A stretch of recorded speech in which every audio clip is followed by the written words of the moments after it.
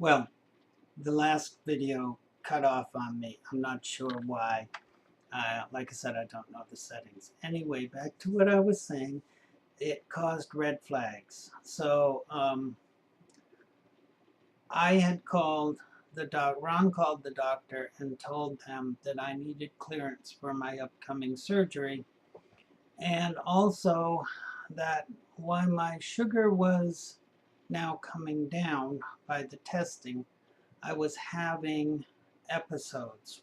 Okay, until what was happening was, now that my sugar was not being going up high like it was, the problem was my sugar was getting too low.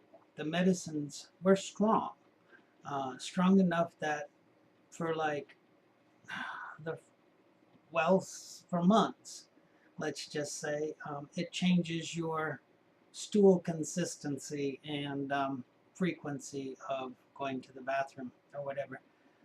That's a polite way of saying it can give you the shits. All right. So Scotty tries to be nice, but he screws it up in the end. All righty. So what happened was I was like, I'd be going along fine, thinking we're gonna have lunch at regular time, for us noon, Ron and I or whatever, and then all of a sudden, sweat, and I mean just like you had somebody pour a bucket of water over you, every single pore in your body, your hands, your arms, your face, your under your hair, your scalp, your feet, your everywhere just suddenly pours water. Your body just sheds it, and um, you feel nauseous as heck. And remember that, because that's what got me into the next bad situation. So you feel really sick, like you're going to throw up. You are going to throw up if you don't catch it in time. And of course, it drops and drops, and all of a sudden you're exhausted. Even though you got to lay down. If you lay down, you're going to go to sleep. That's because your blood sugar's too low, and you're starting to go into, you can go into a coma. That's a diabetic coma. If you find anybody on the ground and they got like a fruity smell, it may not be that they've been drinking, it could be their blood sugar. Now, if you know somebody's a diabetic, say somebody in your home's a diabetic, and you come in and you can't do a blood reading on them, blood sugar test right away, but they're unconscious, give them a small amount of sugar. They have a sugar pill, give them a sugar pill. Like I keep them here now for me. All right, and for Ron, but he doesn't have this same fluctuation I do. Because all you're going to do is just make the coma a little worse. But let me rephrase that, because that was wrong. All you're going to do is, if their sugar is too high and they've slipped under, then they just have to give them more stuff to bring it back out. But if they are too low, which is where I'm going, too low, then they can snap out of it right away.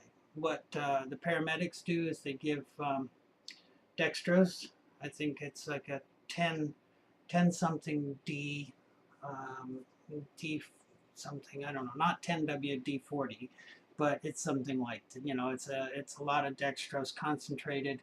They give a bag of that in an IV, and boom.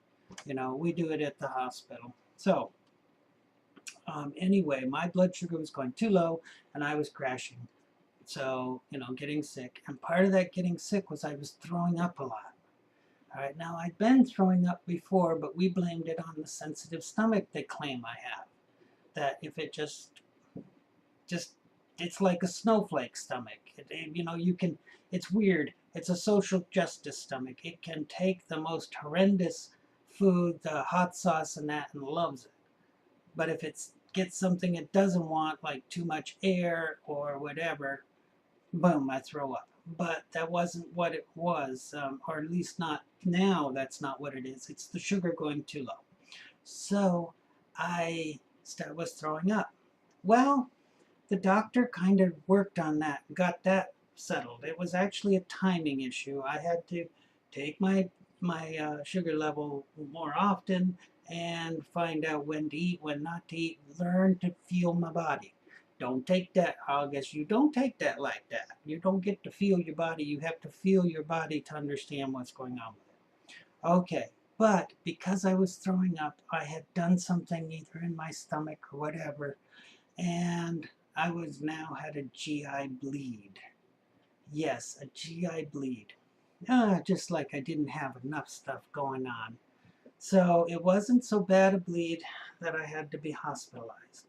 And it was old blood, we knew that, so we knew it was upper intestine or the stomach. And from everything that we could determine and the sample sent in and that, it was from the stomach. They thought my stomach was bleeding, an ulcer or something, or, stress torn lining from the, so more medications for that, medications for the other thing, changing diet again.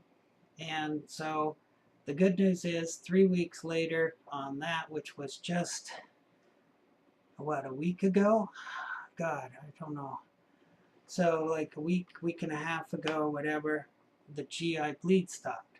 It wasn't until yesterday, day before yesterday, so it was like 2 weeks ago the GI bleed stopped, or a week and a half ago, and then up until 2 days ago, before I had my body return to having a solid stool, semi-solid stool, and that. So that was what I was fighting. But in the meantime, because I had the bleed, my anemia hit hard, so they had to keep having me go in for blood tests. Remember, I can't walk.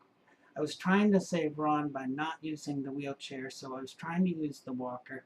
I've got damaged shoulders, and that's a lot of weight on the shoulders.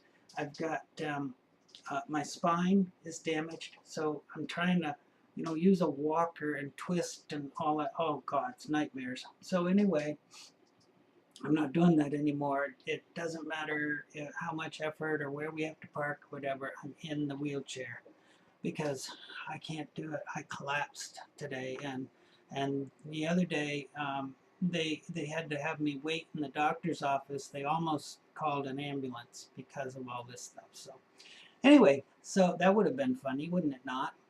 All right, so now to keep up with this, because I'm in 7 minutes, and God, this is getting long. So the GI bleed got stopped, and I had to go to the doctors for my pre-surgery thing.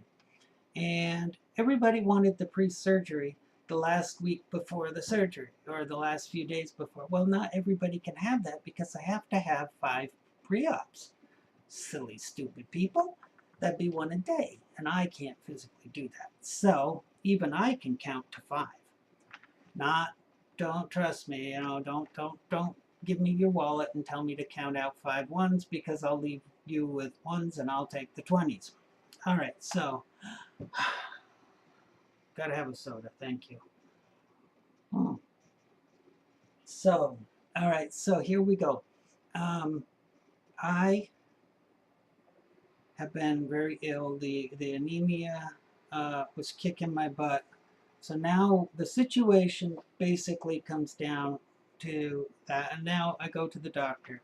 And I have to see the doctor, not the PA I've been seeing. And I've been very, very frustrated for a couple of years. And I've been telling Ron and telling anybody who will listen to me that she's not catching things. She's not understanding. And it's a constant problem getting her to, if today she looks at the cholesterol, she won't go back to that again forever unless you make her.